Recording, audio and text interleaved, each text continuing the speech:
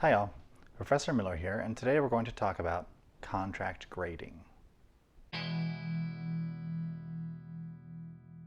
So what is contract grading? Well, contract grading is a form of grading in which students pledge or contract themselves to earn a particular grade in the course. Students essentially get to pick their grade based on their own willingness to put effort into the course, their interest and ability to take on a series of optional tasks and responsibilities. So how is that different from any other kind of grading? Well, if you're anything like me, your typical experience of grading probably looked a little something like this. Professor Miller, here's my paper, sir. I worked real hard on it. Oh, thank you, young man. I look forward to spending my weekend reading this and grading it.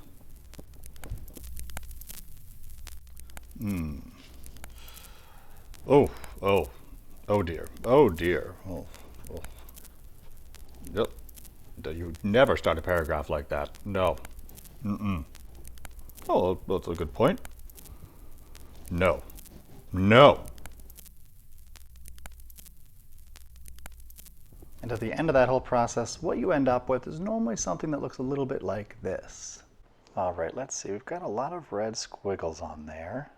That one looks like it might be WC, which can stand for word choice, or water closet, but there's no explanation for why this was problematic here. Okay, I have no idea what that says. There's some kind of comment in the margin, and clearly there's some issue with the opening of this paragraph, but I don't know what it is. Okay, it clearly did something really wrong here, but although I know how much I'm being punished for it, I'm not exactly sure what it is. Maybe the end comment will help. Let's see. Okay, I can tell there's some kind of point system, and I'm losing points per paragraph, and I can see what my final grade is, but what should I do? There's the end comment. Ugh, it's really hard to read. I gotta get to my next class. I think it says see me to talk more. Maybe I'll try to find time if I remember.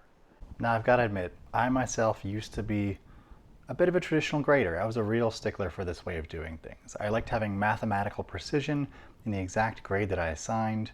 I would have systems to figure out exactly how many points people lost for things. I was really into it. But over time, I got a little bit burned out. And that's because I realized a couple of really important things. Thing one, this kind of grading is really unrealistic. I suspect many of you have already had jobs, and you will continue to have jobs after you graduate from college.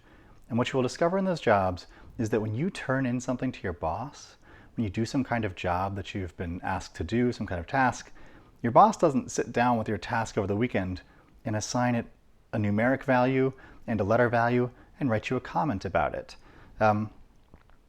Coming to expect that kind of feedback in the real world is counterproductive.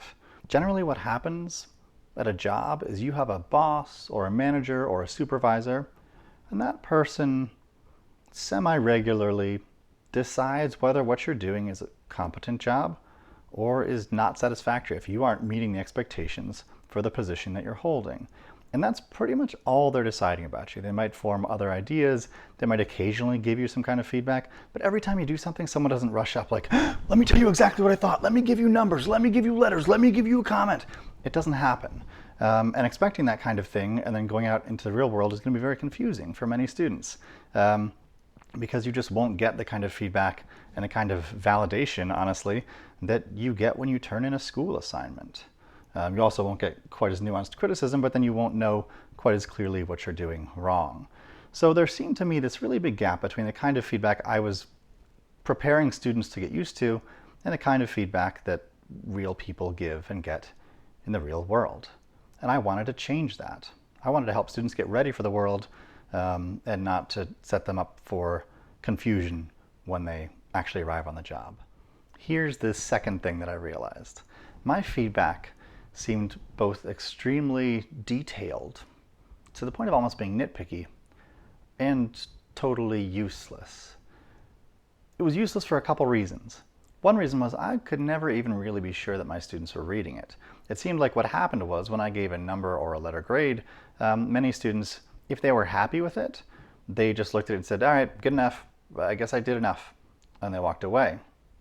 And so I never really saw any impact from the kind of work that I was putting into giving this kind of detailed feedback.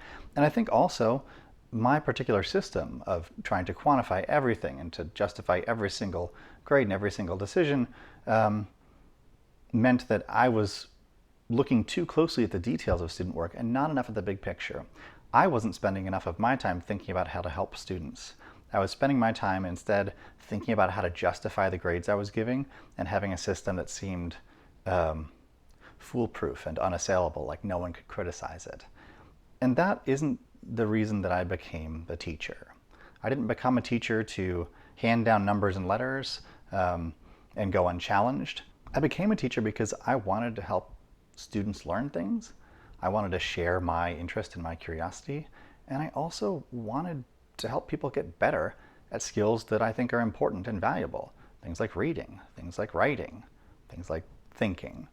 And the kind of feedback I was giving wasn't actually helping students, I don't think, to improve themselves. In short, I was getting burned out with the kind of feedback I was giving. I don't think that feedback was actually being read by students, in part because I don't think that it was that helpful to students. And I don't think, in general, the kind of relationship that I was setting up with students was doing anything to help prepare them for the real world. Something had to change. And that's when I heard about contract grading.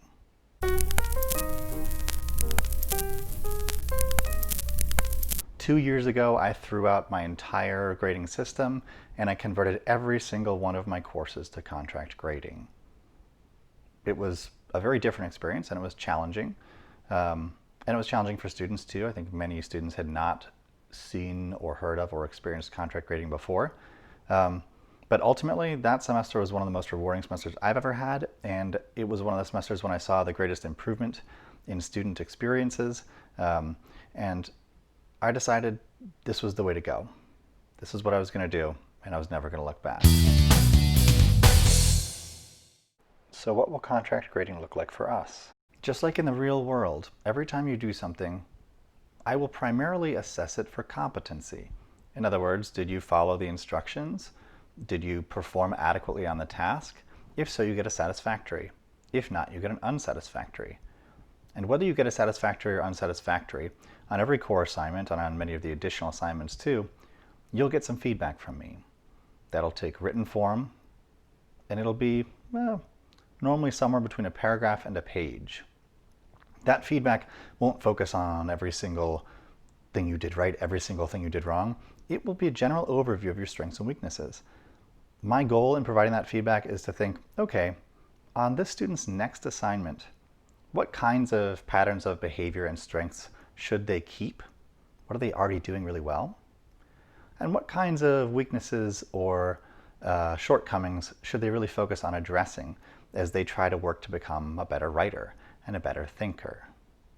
And again, just like in the real world, your overall performance in the class, that is your final grade, won't be determined based on some kind of innate excellence. It won't be determined based on the prior preparation you had coming into the course. Instead, it will be determined based on your effort and willingness to take on tasks and to do them responsibly. That's the kind of behavior that gets rewarded in the real world. Taking on tasks, putting in effort, and trying to do everything you take on competently and effectively. And so that's the kind of thing that I'll be rewarding in this course. All right, that's my general overview of contract grading. If you'd like to know about the specifics of our course, you should check out our course's grading contract. I'm not going to make you pledge or contract yourself to a particular grade at the beginning of the semester because in my experience, almost everyone goes into the semester thinking they want to get an A and thinking they'll have the time and energy to get an A. And then over the course of the semester, some students realize they can achieve that, some change their minds and go for different goals. So we'll see how that works out. But again, you can find the specifics of our grading contract on our course site, and you can always reach out to me with questions. Thank you all.